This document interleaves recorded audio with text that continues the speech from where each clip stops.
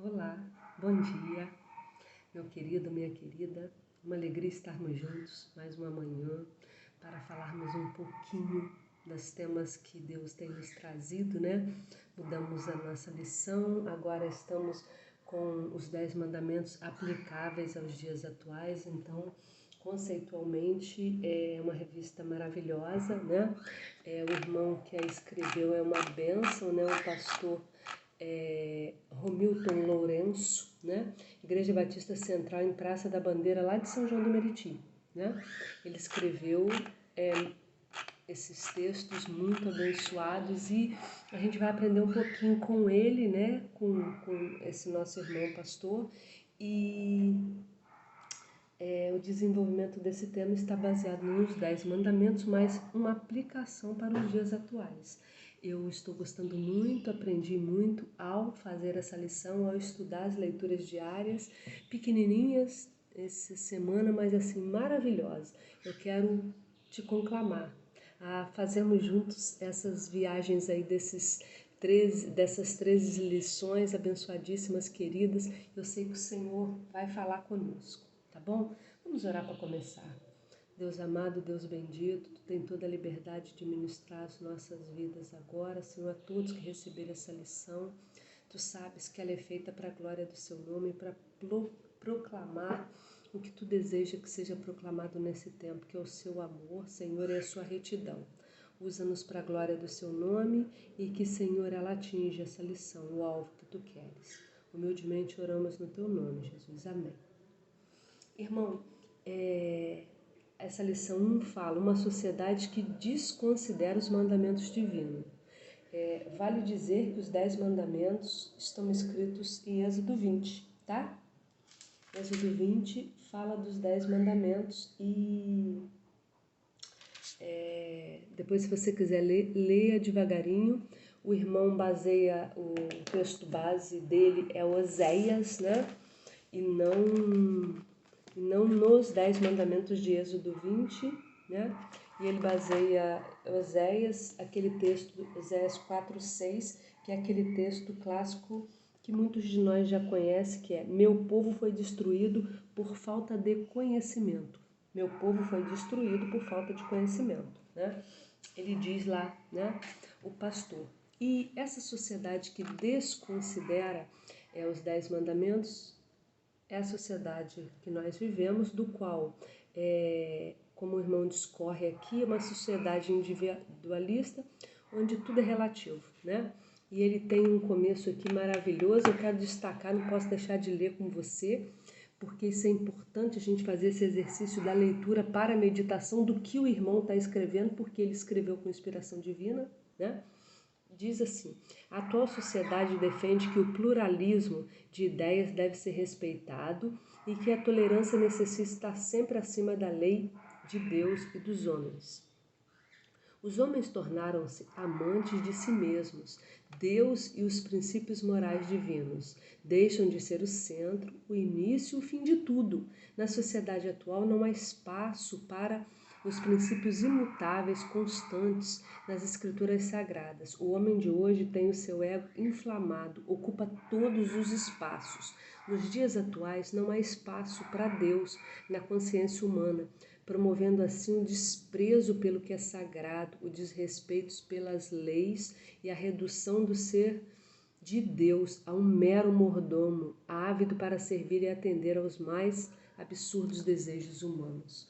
Palavra firme e forte e que se enquadra perfeitamente essa sociedade pluralista, né? Onde as coisas são relativas, onde o ser humano pode fazer o que quer e usar Deus de mordomo. É claro que não, né, meus irmãos? Deus é o dono do mundo, Deus criou o mundo, Deus criou a sociedade, Deus permitiu que tudo acontecesse. Os 10 mandamentos foram deixados como ordenanças, nós vamos ver mais ali à frente, que o irmão pastor diz que eles foram feitos para ser seguidos. Deus não veio aqui para ser... Deus não criou esse mundo, veio aqui não, ele não criou esse mundo para ser mordomo de ninguém. Pelo contrário, Deus não divide glória com ninguém, né? Toda glória, toda honra, todo louvor, toda adoração é dele. Então precisa haver respeito às coisas de Deus, coisas que essa sociedade individualista, onde tudo é relativo, né? Aqui tem o começo, mostra a evolução da trajetória humana, né? A gente tem essa questão muito evidente, mostrando como nós estamos nos séculos, e Deus em todo o tempo está presente para fazer a vontade dele. Se sofremos, é porque somos egoístas e queremos não obedecer o que Deus pede para a gente fazer, né? E aí, o irmão destaca aqui o desconhecimento dos princípios morais de Deus. Ele fala de Oséias, né? Oséias nos assegura que o povo de Deus não é destruído pelo inimigo, mas dele podemos lutar, resistir até fugir do inimigo, né? Na tentativa de sobreviver. Não somos destruídos pelas pragas, doenças desse mundo, pois o cuidado de Deus. O povo é destruído pela ignorância, pela falta de conhecimento. O que nos destrói definitivamente é a ausência do conhecimento de Deus e de seus caminhos. Por quê? Porque o homem, com a sua natureza pecadora, ele foge do que é correto, ele foge do que é essencial, ele foge dos 10 mandamentos, que são práticas em que tornariam o nosso mundo muito melhor, né? E aí, dentro dessa parte aqui, o irmão diz assim, ó, a rejeitar o conhecimento de Deus e aos seus caminhos, estamos cavando as nossas próprias sepulturas. Eu estou traduzindo para agora, né? As nossas próprias sepulturas. Fé, conhecimento e obediência a Deus são indissociáveis, né? Indissociáveis. Destaco aqui essa parte porque o nosso amigo, irmão da classe Jorge, me perguntou o que era indissociável, indissolúvel, né? Algo que não vai se desassociar, algo que não vai se dissolver, né? Então, obediência a Deus é inegociável, é indissociável. Você não pode querer estar bem e estar fazendo a sua vontade nesse mundo. Ao preceito a gente tem que seguir. Alguns dizem que pecar é errar o alvo, entretanto podemos errar o alvo tentando acertar. Pecar é desobedecer às leis de Deus. São complexas e muito extensas as leis de Deus. Por isso foi dado a Moisés a bênção em resumi-las em 10 grandes mandamentos. São mandamentos e não recomendações ou sugestões. Ouviu, meu irmão? São mandamentos para serem seguidos. Não é para relativizar, eu vou, esse aqui eu aplico, esse eu não aplico, de jeito nenhum aqui, ó. Deus quer que cumpramos todos os seus mandamentos. Está escrito em Êxodo 24, 7. Eu vou ler para você. Êxodo 24, 7. Que diz assim... Êxodo 24, 7. Diz assim... 24, 7... Em seguida, leu o livro da aliança para o povo e eles disseram, faremos fielmente tudo o que o Senhor ordenou. Então, é para a gente seguir, faremos fielmente tudo o que o Senhor ordenou. Temos que obedecer, né? Deus, Ele não está fazendo recomendação, não está fazendo sugestão. Os 10 mandamentos precisam ser aplicados, seguidos. Uma vida correta, uma vida entendendo que Deus deu as leis para serem seguidas. E não para serem apreciadas ou vistas se podem ou não aplicar. Não, elas são leis, mandamentos, precisam ser aplicadas, né? O homem tem brincado, né, meus irmãos? Brincados de ser crente. Muitas consequências da desobediência da lei divina. Muitas. As consequências da lei divina são muitas, muitas. Aqui eu marquei assim, ó.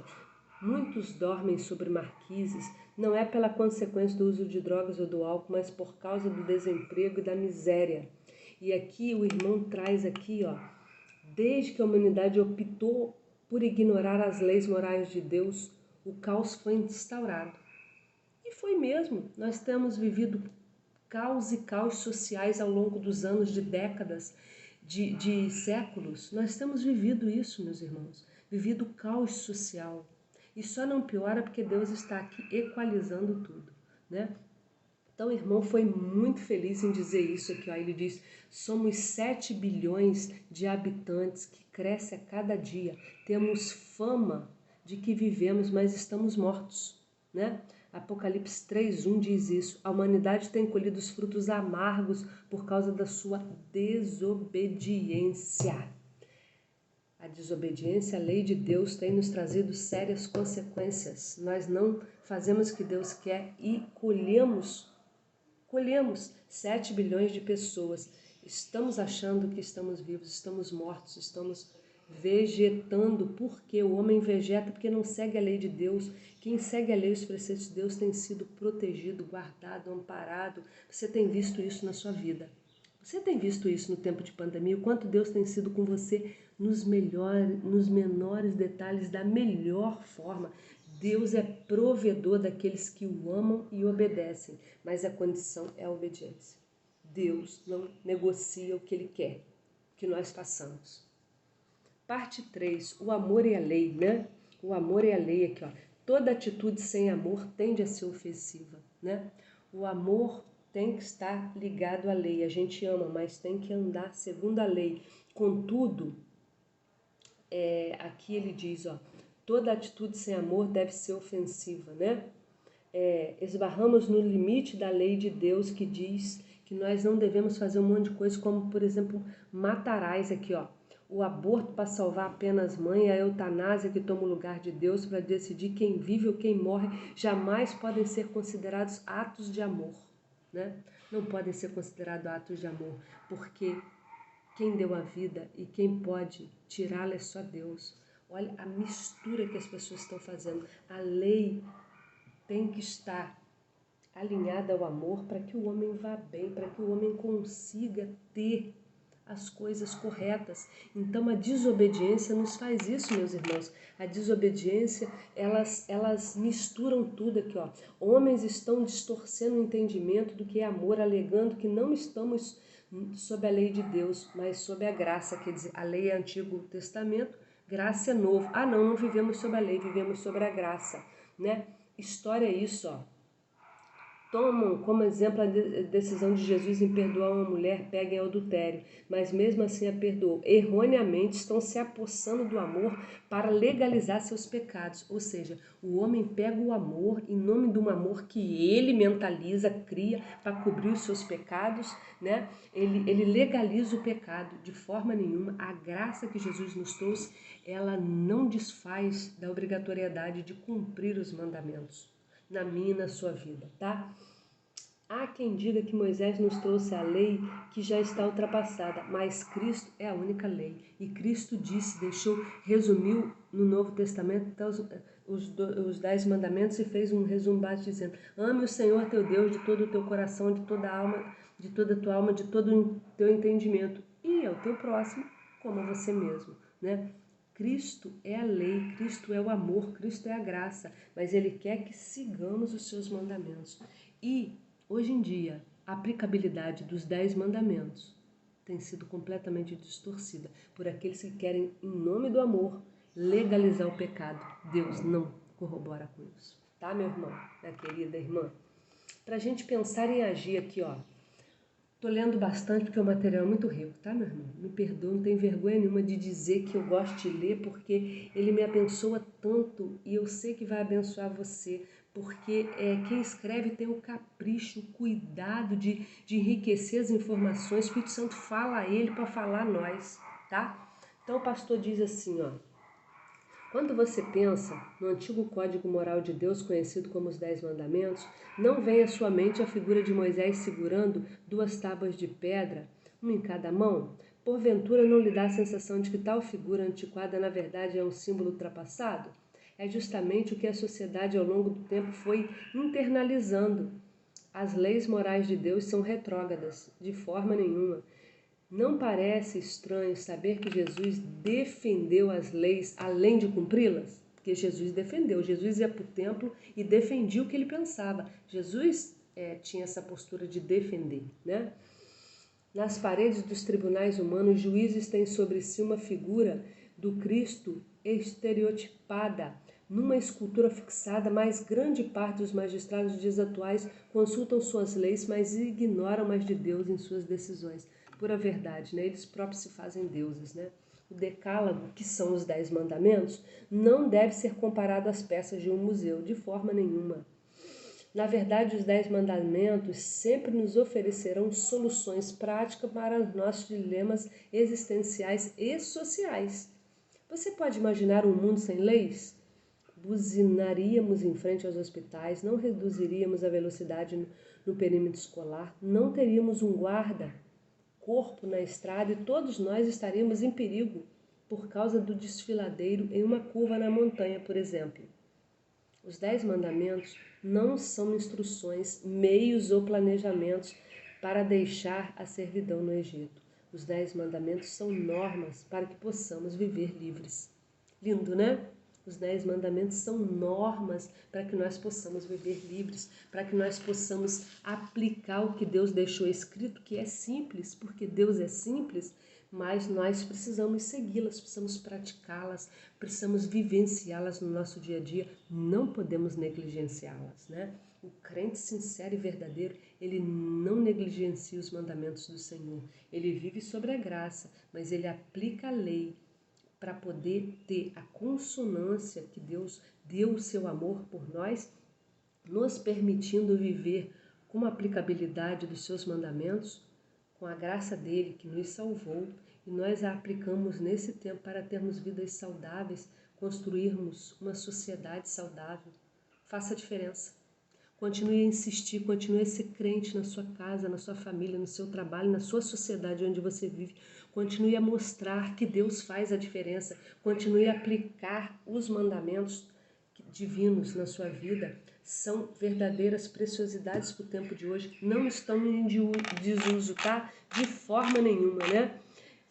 Nós devemos ser cristãos, uma sociedade que considera os mandamentos divinos. Vou parafrasear o meu irmão aqui e vou cortar o des.